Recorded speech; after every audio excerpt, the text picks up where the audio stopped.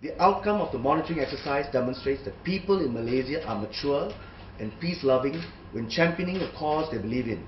The rally participants generally behave in a peaceful and calm manner. Most importantly, we witnessed that people from a wide variety of backgrounds across Malaysia participated in this rally without any conflict. This is contrary to the fear of possible racial disharmony or riots expressed by certain irresponsible public figures. If I may add here, on that day, a lot of the members of our monitoring team saw friends and acquaintances who are not aligned to any political party, whom they would categorize as very conservative people, but they were out there in the streets on Saturday because they were outraged by the way in which the government has mismanaged this entire situation. In respect of the participants, as I've said earlier, they were very peaceful participants, except for one eyewitness account of a few of the participants throwing plastic water bottles at a television station reporter. There were no other accounts of any unruly behavior by the rally participants. I now turn to the observations regarding the police force. It's been in the media, especially the social media, about the indiscriminate and excessive use of tear gas and water cannons. Now, there has already been no less than 2 SOHACAM inquiry reports which talk about crowd control by the police, and they have come up with some very good recommendations. You do not engage by way of launching tear gas or use of water cannons. You actually adopt a collaborative approach with the crowd.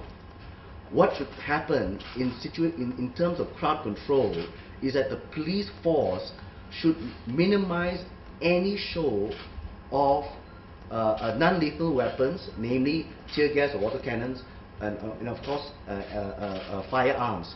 What should happen is that certain police officers ought to be assigned to engage the crowd, to find out who's the leader amongst the crowd, and then to find out what is their intention. Are they intending to move forward, stay where they are, and how much time do they need to stay where they are, and whether there will be speeches made and for how long.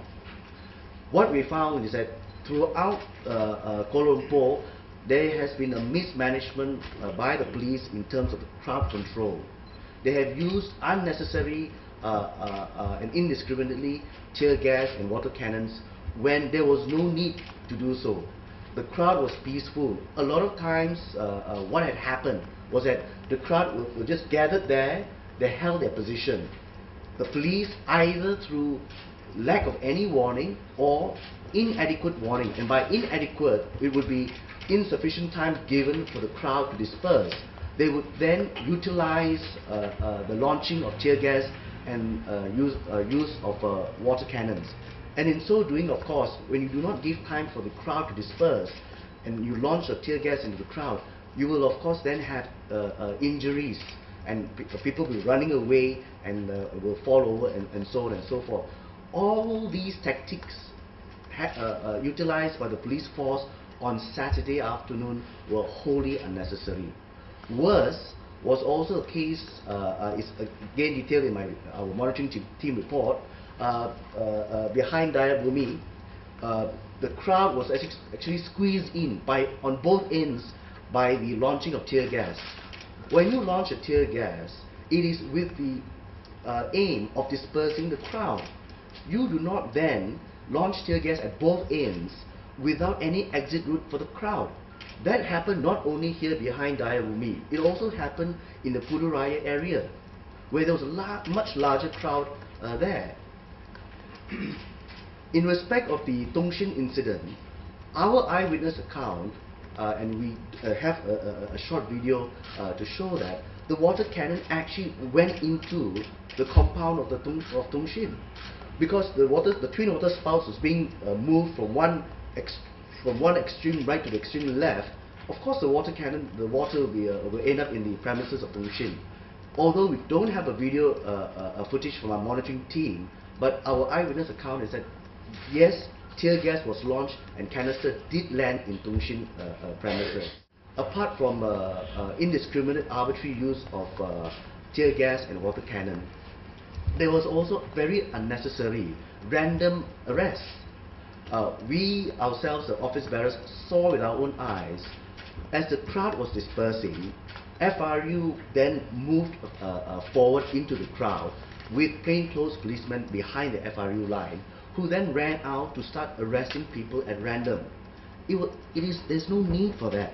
People were already dispersing. So, which is why you would find that there were almost 1,700 arrests on the day itself because of all this random mass arrests, wholly unnecessary.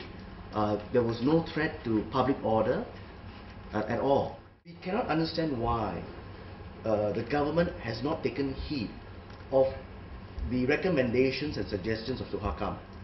Suhakam has produced any number of reports on the issue of freedom of assembly. They've had, as I've said, 2 inquiries into rallies. They've come up with short-term, medium-term, long-term measures on what the police and government must do about this. Of course, what we want to ultimately see is Section 27 and the requirement for police permit to be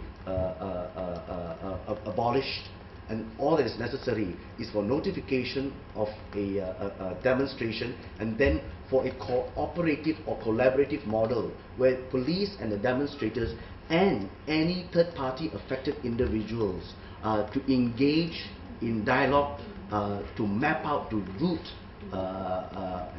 of the demonstration.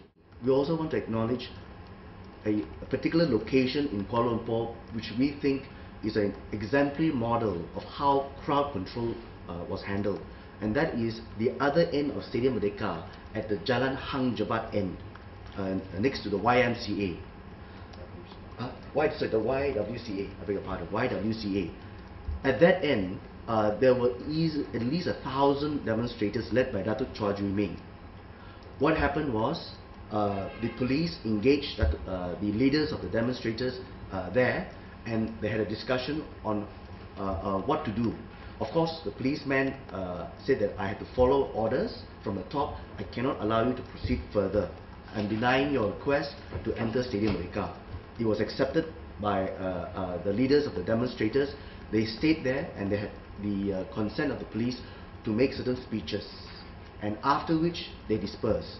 There was no use of tear gas, water cannon, nor were there any arbitrary arrests after or during dispersal of the crowd.